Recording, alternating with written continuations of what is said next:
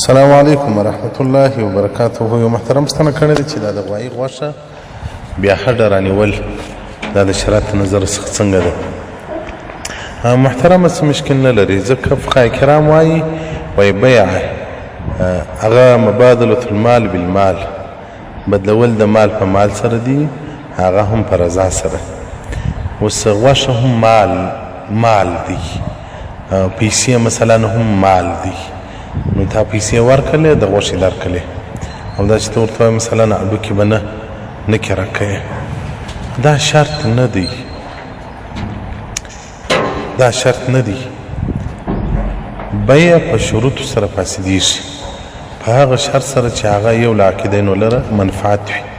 مثلا ته ورته ووایې چې ما باندې به 2 کیلو غوښه خرڅوې په دې شرط باندې چې دا غوښه به ستا شاګرد ما سره وړي تر کوره پورې، دغه شرط به مثلا بیع فاسدېږي.